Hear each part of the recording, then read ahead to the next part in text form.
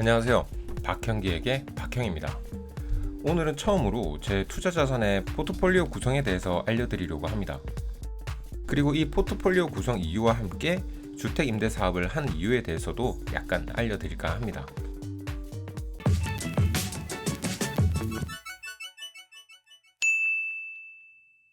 우선 제 자산의 포트폴리오를 보여드리겠습니다.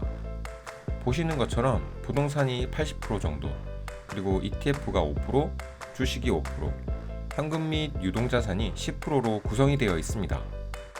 참고로 자동차 같은 소비재나 제가 살고 있는 집은 현금 흐름을 창출시키거나 부의 창출에 기여하는 바가 작기 때문에 제외하고 투자 자산만 가지고 포트폴리오를 보여드리는 겁니다.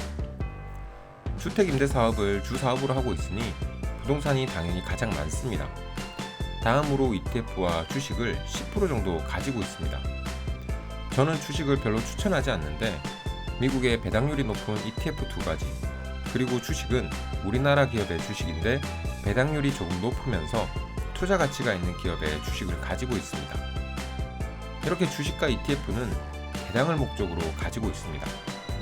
제가 주식의 비중이 높지 않은 이유는 주식은 아무리 배당 목적으로 가지고 있다고 해도 주식의 가격이 매일매일 공시가 되고 그 가격에 신경을 쓰지 않으려고 해도 저도 사람이다 보니 변동폭이 큰 경우에는 신경이 쓰이게 됩니다. 주식에 관해 잠깐 제 의견을 말씀드려보자면, 최근같이 주식시장이 분위기가 좋으면 주변 사람들이 돈을 많이 벌기도 하고 마치 주식으로 쉽게 돈을 벌 수 있을 것 같이 생각하시지만, 저는 주식으로 돈을 버는 것은 많은 공부와 운이 필요하다고 생각하고 절대 불로소득이라고 생각하지 않습니다. 주식을 주로 하시는 분들은 주택 임대 사업은 세입자들을 신경 써야 하고 계약건이나 민원 해결 등 번거로운 일이 많은 반면에 주식은 그런 게 없어서 편하다고 이야기를 하곤 합니다. 사실 몇 년 임대 사업을 해보시면 세입자와 문제가 생기는 경우도 적어지고 계약 당시부터 세입자를 잘 받으시면 크게 신경 쓸 일은 없습니다. 물론 제가 몇 년 임대 사업을 하다 보니 노하우가 생겨서 그런 것일 수도 있지만, 실제로 건물별로 두세 달 정도는 세입자들과 문자 한 통 주고받는 일 없이 지나가는 경우도 많습니다.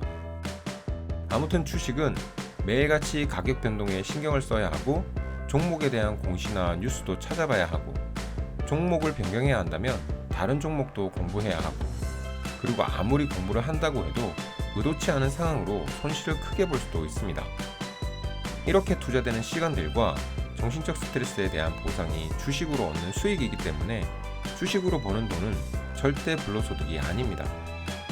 아무튼 이런 스트레스를 감당하고 시간을 할애하는 것은 저에게 어려운 일입니다. 그래서 저는 임대사업보다 수익률이 적기는 하지만 안정적인 배당을 하는 회사의 주식과 ETF에 투자를 하였습니다. 임대사업만 하다가 계약기간이 남아서 전월세 전환도 못하는 상황에서는 현금이 놀고 있을 수 있는데, 이런 현금들을 이런 식으로 투자를 하고 있습니다.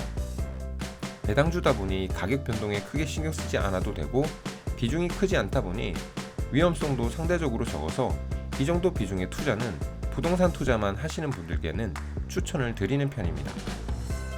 주택 임대 사업과 주식의 투자는 장단점이 각각 명확하고 이 부분은 개인적인 성향에 따라 호불호가 있을 수 있는 부분이기 때문에 조금 불안해도 주식이 낫다고 생각하시면 주식을 주된 투자처로 하시면 되는 겁니다.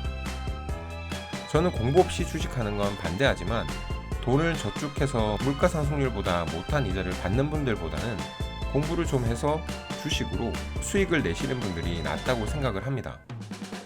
돈은 은행에 맡겨둔다고 돈이 알아서 재테크를 해나가지는 않기 때문입니다. 이 부분은 절대 저축하지 말라고 말씀드린 영상에서 확인하시면 됩니다.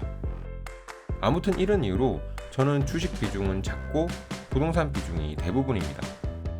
마지막은 현금성 자산입니다. 임대사업을 하다 보면 현금으로 간단한 수리 비용을 지급해야 하고 대출이자도 내야 해서 월세가 들어오는 통장에는 어느 정도 현금을 보유하고 있게 됩니다. 그러다 보니 현금은 자연스럽게 어느 정도 가지고 있게 되는 것 같습니다. 오늘은 이렇게 제 투자 자산의 포트폴리오를 알려드렸습니다.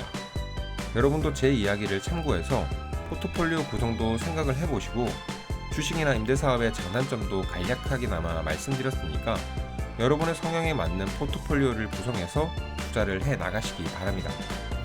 여러분의 투자자산 포트폴리오 구성에 조금이나마 도움이 되었으면 합니다.